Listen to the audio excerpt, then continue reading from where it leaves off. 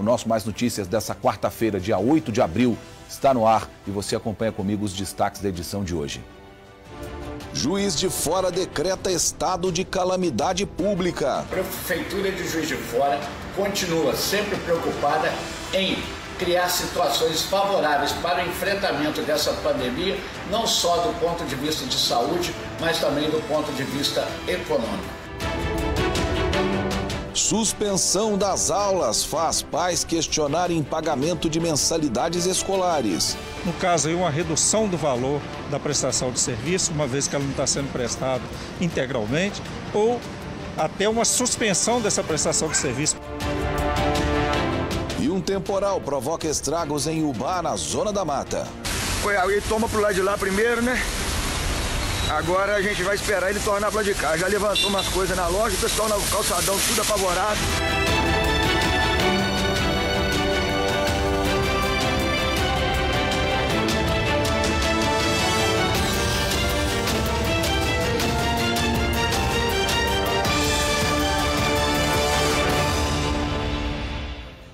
Boletim divulgado agora à tarde pelo Ministério da Saúde conta 800 mortos confirmados já pelo Covid-19 no Brasil, quase 16 mil pessoas com a doença. Segundo dados também divulgados hoje à tarde, em Minas Gerais os casos aumentaram. Em todo o estado são 14 mortes e 614 casos confirmados. Só que há ainda 51.600 casos suspeitos sob investigação e 97 mortes que podem estar ou não relacionadas à Covid-19, segundo a Secretaria de Estado da Saúde.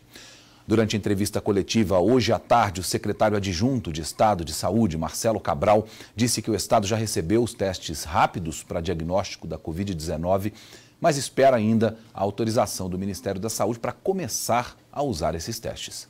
Recebemos, sim, os testes do Ministério, cerca de 50 mil testes, e aguardamos a veiculação de nota a partir do Ministério que levará em consideração critérios técnicos e epidemiológicos para que a gente possa fazer o uso e, muito provavelmente, também atribuindo aos estados a disponibilização desses testes em relação aos municípios. Tem umas situações em que tem que haver mais agilidade, tanto por parte do Ministério da Saúde, quanto por parte das secretarias de Estado, né? Dá para receber o que está se esperando há tanto tempo, que pode ser um diferencial para se determinar como vai ser feito o tratamento, não vão ser feitos os tratamentos das pessoas infectadas, e ainda tem que ficar esperando uma autorização. Isso já devia vir junto, né? Pelo menos é o que se espera. Demorou muito para chegar. Quando chegou, ainda tem que ficar esperando a autorização. O governador Romeu Zema e o presidente do Banco de Desenvolvimento de Minas Gerais, o BDMG, anunciaram um crédito de mais de R$1 bilhão para micro e pequenas empresas do estado. O presidente da entidade explicou de que forma esse crédito vai ajudar na economia de Minas Gerais. Minas Gerais tem cerca de 735 mil micro e pequenas empresas. Elas representam aproximadamente 1/4 do PIB mineiro e 60% dos empregos aqui em Minas Gerais, de acordo com dados do SEBRAE. Primeiramente, estamos abrindo um programa de renegociação de dívidas com o banco, como o senhor bem anunciou, oferecendo às empresas adimplentes do BDMG a possibilidade de renegociar com o banco, solicitando aí o adiamento do pagamento de parcelas por até 90 dias. Mais importante, hoje estamos lançando uma nova linha multissetorial chamada BDMG Solidário, para todos os setores de micro e pequenas empresas aqui no estado de Minas Gerais. São empresas com faturamento até 4,8 milhões de todos os setores econômicos e vamos oferecer capital de giro com taxas a partir de 0,83% ao mês, com prazo de 48 meses, e estamos dobrando a carência, que agora passa a ser de 6 meses. Nós também estamos anunciando hoje a ampliação da nossa participação do Fundo Garantidor para Investimento, que vai permitir uma cobertura adicional de 100 milhões de uma carteira de crédito, sobretudo para empresas até o porte médio, que vai dar um fôlego extra e vai liberar, com todos esses programas lançados, uma possibilidade de montagem de uma carteira de 1 bilhão e 100 milhões de reais, incluindo a cadeia de saúde, cadeia do turismo e as micro e pequenas empresas de todos os setores. Essas sim são medidas que se espera com rapidez, agilidade e assertividade dos governos dos estados e também do governo federal. Por que se foca tanto nas micro e pequenas empresas? Porque é nesse setor, nas empresas menores, que estão 95%, até mais de 95% de todos os empregados com carteira assinada no Brasil. Toda a massa salarial está nessas empresas pequenas que são, no fim das contas, as que mais sofrem com essa paralisação prolongada, necessária, mas são as que mais sofrem. Então, quando os governos oferecem dinheiro a custo barato, dinheiro com juro baixo, pode ser vantajoso para as empresas buscarem esse financiamento para que, em vez delas renegociarem contratos com juros maiores, elas peguem esse dinheiro num banco público e tenham condições de pagar isso com uma tranquilidade maior quando houver a retomada que vai acontecer da economia. Daqui a pouco as lojas estão reabrindo, as pessoas voltam a sair, voltam a consumir e a economia vai voltar a girar. Pode demorar um tempo, mas para que as empresas sobrevivam é realmente necessário esse tipo de apoio. O nosso próximo assunto, ainda relacionado ao coronavírus, o prefeito de Juiz de Fora, Antônio Almas, divulgou um vídeo nas redes sociais informando que decretou estado de calamidade pública na cidade. A decisão é válida até o dia 31 de dezembro deste ano. Acabamos de editar o decreto municipal que declara calamidade pública no município de Juiz de Fora. Esse decreto, ele ordena em Juiz de Fora aquilo que já foi colocado pelo governo federal e pelo governo estadual. Na verdade, ele mantém as decisões todas tomadas através do decreto de emergência editado anteriormente, que tem um viés muito maior voltado para as questões relacionadas a garantir o combate na área da saúde da Covid-19, e o decreto de calamidade nos permite avançar na questão fiscal, na questão orçamentária e na questão econômica, garantindo assim que a Prefeitura de Juiz de Fora continua sempre preocupada em criar situações favoráveis para o enfrentamento dessa pandemia, não só do ponto de vista de saúde, mas também do ponto de vista econômico. A nossa repórter lá de Juiz de Fora, Michele Pacheco, nos disse agora há pouco que o presidente Jair Bolsonaro consultou os médicos da Santa Casa, da cidade de Juiz de Fora, que trataram o presidente quando ele foi esfaqueado em setembro, antes das eleições. Ele consultou os médicos sobre o que eles acham dessas questões envolvendo os tratamentos, os protocolos da pandemia do coronavírus. Ele disse que considera os médicos da Santa Casa de Juiz de Fora referências nacionais em qualquer assunto, por isso fez essa consulta. Ainda falando de economia, com a suspensão das aulas, muitos pais não querem pagar a mensalidade escolar, só que os boletos estão chegando. E para não ficar no prejuízo, o jeito é que as duas partes tentem uma negociação. Juliana e a filha Manuela estão respeitando a quarentena. Com as aulas suspensas, a mãe conta que a escola particular tem mantido contato com as famílias. A escola dela está passando atividades para ela fazer em casa, semanalmente, que a gente está fazendo juntas. Vanessa é dona de um curso de inglês e tinha 1000 alunos antes da quarentena. Sem aulas presenciais, muitas famílias cancelaram as matrículas. Uma solução encontrada para não ter que demitir os 25 professores foi aproveitar o horário das aulas para passar as lições online. Eles ficam em casa, exatamente, ficam em casa, cada um na sua casa, e estão administrando as aulas via online. Para evitar prejuízos aos pais de alunos enquanto durar a quarentena, alguns estados já adotaram medidas. No Rio de Janeiro, por exemplo, está em vigor um decreto que prevê desconto nas mensalidades das escolas particulares enquanto as aulas presenciais estiverem suspensas. Em Minas Gerais, uma proposta parecida foi apresentada à Assembleia Legislativa. Pelo projeto de lei, as escolas particulares com até 100 alunos devem reduzir as mensalidades em 10%. O desconto para quem tiver de 101 a 200 estudantes é de 20% e de 30% para quem tiver 201 alunos ou mais. O projeto do deputado Alencar da Silveira Júnior ainda não foi votado. A melhor opção nesse momento complicado é negociar. No caso, aí, uma redução do valor da prestação de serviço, uma vez que ela não está sendo prestada integralmente, ou até uma suspensão dessa prestação de serviço para no futuro, se houver uma reposição de aulas ou de conteúdos, esse aluno está apto a exercer aquela atividade, no caso, por exemplo, obter o serviço e pagar por esse serviço posteriormente, ou até parcelar o pagamento. Além dos estabelecimentos de ensino, outro setor da educação que enfrenta situação difícil com a suspensão das aulas é o de transporte escolar. Elisete transporta 19 estudantes. Com as escolas fechadas, ela negociou com os pais. Nós colocamos à disposição o transporte escolar contratado, pelo período que nós fazemos o contrato, em período de 1 ano, e nós colocamos à disposição em um atendimento num período que forem repostas as aulas. Nós estamos orientando que os pais façam o pagamento no mês de abril normal, porque nós não sabemos ainda o que vai acontecer para frente, como é que serão repostas as aulas. E a partir em maio a gente volte a conversar, e que a gente vai fazendo isso periodicamente. Nessa área, o advogado também recomenda que os dois lados tentem chegar a um acordo. Se nós aplicarmos a regra pura e simples do Código de Defesa do Consumidor, uma vez que o serviço não está sendo prestado, o pai de aluno ou o próprio aluno não tem obrigação de pagar o transporte. Mas a gente tem que verificar que houve um contrato. Esse contrato ele tem que ser suspenso para ser prestado no período futuro, ou até haver uma redução do valor e também, se for o caso, um parcelamento desse valor no tempo, diluir isso nas próximas prestações. Por meio de nota, o PROCON de Minas Gerais recomenda que as escolas particulares de educação básica concedam descontos de 29% sobre o valor da mensalidade de março. Caso essa mensalidade já tenha sido quitada no valor integral, vencimento em abril. Caso já tenha sido quitado, o desconto deve ser aplicado na mensalidade de abril, que vence em maio.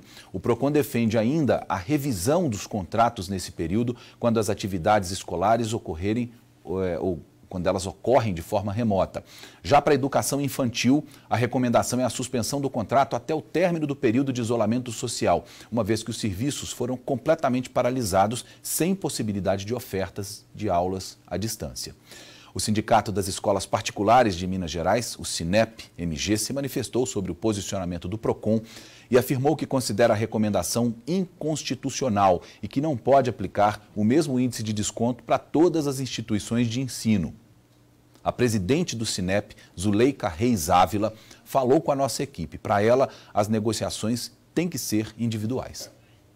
Todo o calendário escolar que foi feito ano passado, que hoje é o contrato, que é o contrato e o calendário que as escolas estavam trabalhando até a paralisação das aulas, ele será reorganizado.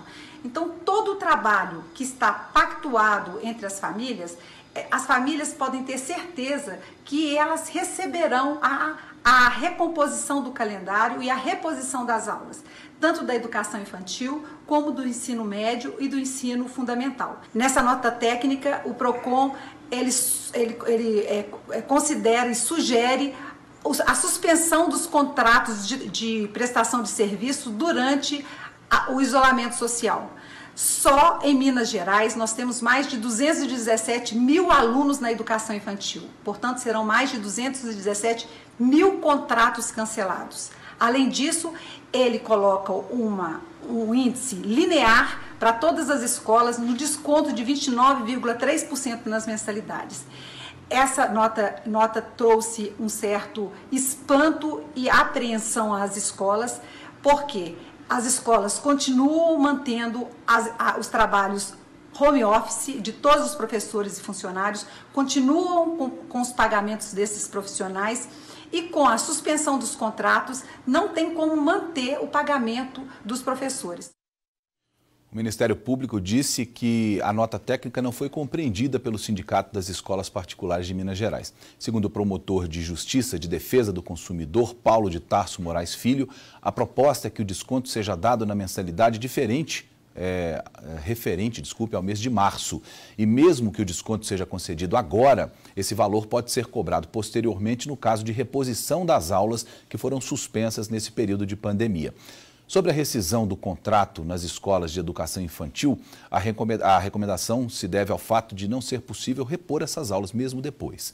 Agora a gente vai para a previsão do tempo e volta logo depois do intervalo.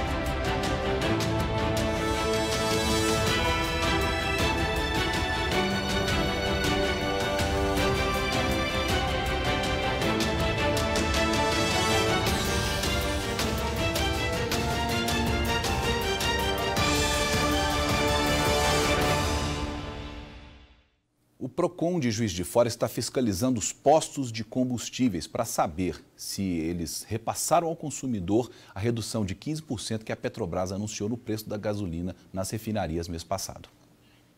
Em cada posto, os fiscais do PROCON conferem os preços dos combustíveis nas bombas e depois comparam com o valor praticado na nota fiscal. A verificação serve para saber se há cobrança abusiva. Desde segunda-feira, o trabalho foi intensificado em todas as regiões de Juiz de Fora.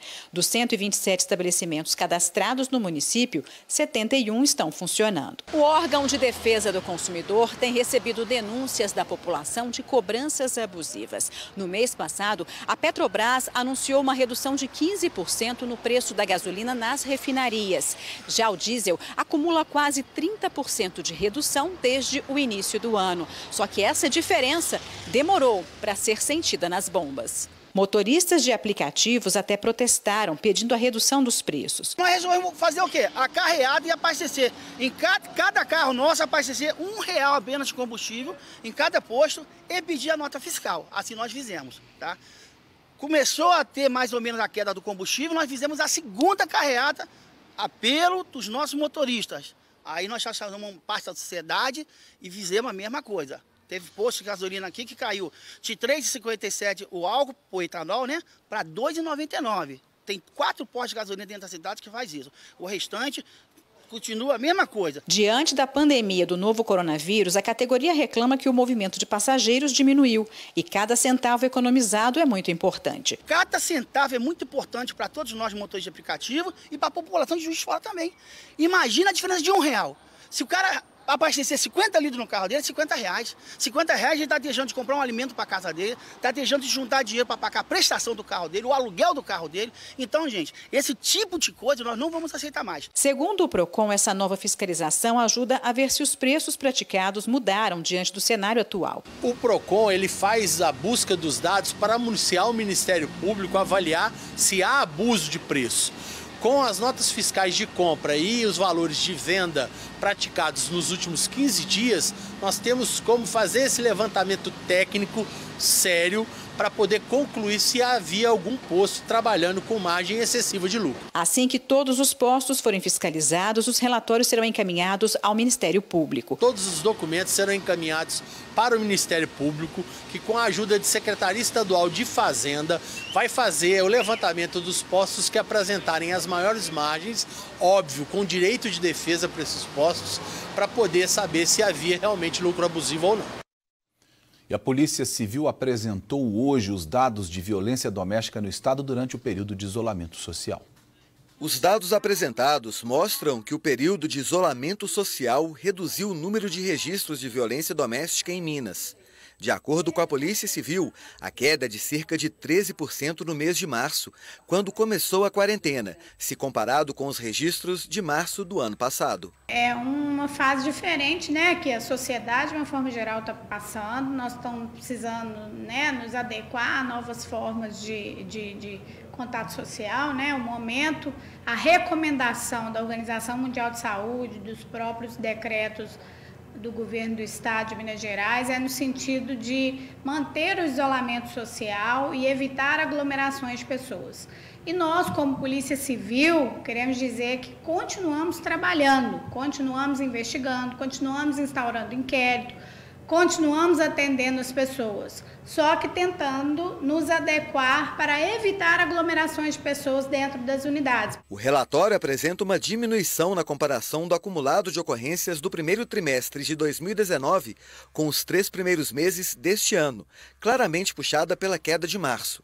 Em Belo Horizonte, a curva é ainda mais descendente.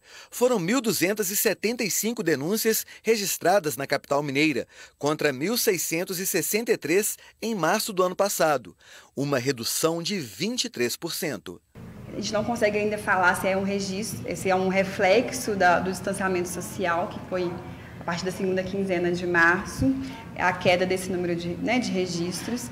E nem ter certeza ainda se isso reflete uma diminuição de casos de violência doméstica, tanto no estado quanto na cidade de Belo Horizonte, ou se é uma subnotificação dos casos que não estão chegando à segurança pública. O curioso é que a quantidade de chamadas para o Ligue 180, canal do governo federal para denúncias de violência doméstica em todo o Brasil, aumentou quase 9% na segunda quinzena do mês de março, desde o início do isolamento social, o que pode ser um indicativo de que os crimes domésticos contra mulher, criança, adolescente e idoso não diminuíram. O Ligue 180, ele é um registro nacional, são dados do país todo, e aqui a gente fez um recorte de registros no estado de Minas Gerais. Então, ainda é cedo para ter essa certeza, porque a gente precisa analisar quais registros 180 referem-se a Minas Gerais e, com base nisso, comparar com o número de registros. A Polícia Civil ainda tenta entender o significado desses números e trabalha com a possibilidade das vítimas de violência no ambiente doméstico estarem com dificuldade para procurar as autoridades e registrar queixa. Tudo isso tem que ser analisado com bastante cautela, ainda tudo muito recente, né? A gente está falando aí de praticamente 20, 25 dias de pandemia declarado no Brasil, com as orientações de ficar em casa, de distanciamento social, mas sempre ressaltando a importância das pessoas denunciarem, não só a vítima, mas qualquer pessoa que tomar conhecimento, acionar a polícia. A Polícia Civil tem diversos telefones disponíveis no site para contato, para orientação, informação, inclusive com registros de ocorrências por telefone. Numa situação de emergência, aconteceu agora, é possível acionar a Polícia Militar, porque o agressor pode, inclusive, ser preso em flagrante delito. O que as vítimas precisam saber é que, mesmo no período de isolamento social, não devem se calar. A mulher ela deve procurar ajuda. E qualquer pessoa que tomar conhecimento também deve e pode denunciar, né? Porque ela pode evitar uma forma mais grave de violência contra a mulher. Tem o Disque 100, que é o Direitos Humanos, o Disque 180, que a gente ouviu aí, que é a Central de Atendimento à Mulher, o Disque Denúncia 181, o 190, que é a Polícia Militar, e para quem está no interior do estado, as denúncias também podem ser feitas pelo 197, que é o telefone da Polícia Civil. A gente volta depois do intervalo.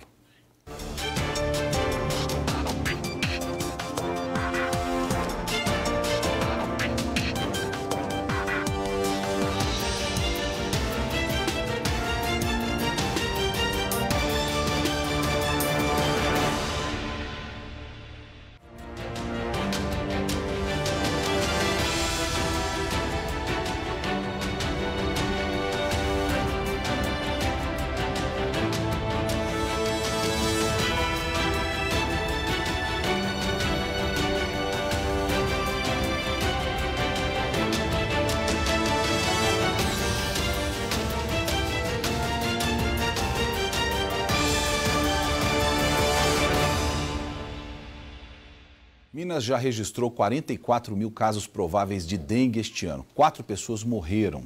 Outras 20 mortes estão em investigação. Em relação à chikungunya, são 763 casos prováveis e 1 morte investigada. E 242 casos de Zika vírus estão sendo investigados ainda no estado de Minas Gerais. E um temporal causou estragos ontem à noite em Ubá, na zona da Mata. O rio Ubá transbordou e deixou vários pontos da cidade alagados. O temporal começou por volta de 7 da noite. Um motorista que passava pela área central de Ubá registrou o rio que corta a cidade com um nível acima do normal. O volume de água do rio Ubá subiu rápido e assustou os moradores. Olha só!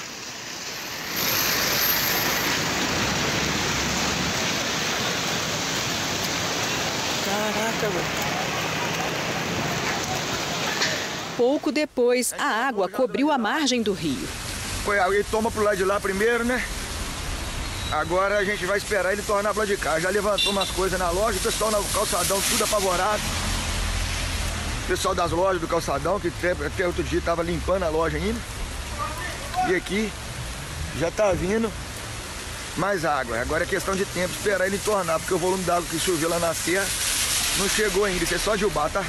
Os vídeos foram compartilhados em redes sociais para alertar moradores e comerciantes. Já começou, já saiu, hein? Ó, já saiu. Calçadão, quem tiver uma coisa para tirar, ainda tira. Os bombeiros começaram a receber pedidos de socorro de pessoas ilhadas por volta de 9 da noite.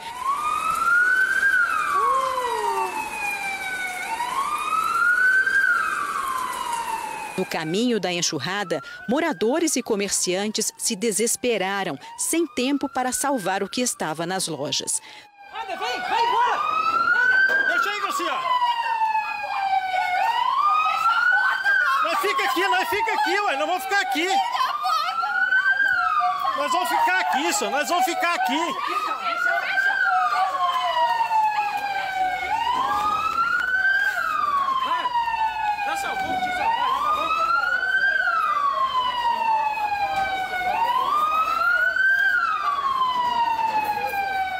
Segundo os bombeiros, durante o temporal, 13 pessoas que estavam ilhadas dentro de casas e lojas foram resgatadas. Não houve registro de mortes durante a noite. Uma casa desabou no local conhecido como Beco do Sapo. Em 2 horas, foram registrados 128 milímetros de chuva. A rodoviária ficou inundada. A enchente cercou os bancos e os guichês. Durante a madrugada, o volume de água subiu ainda mais. Nessas imagens, a enchente chega às marquises das lojas. As autoridades do município estão desde cedo nas ruas, avaliando os estragos. É a 3ª inundação em Ubá desde janeiro. Segundo os bombeiros, ela é considerada a maior enchente da história do município. Mais notícias fica por aqui. Uma boa noite para você.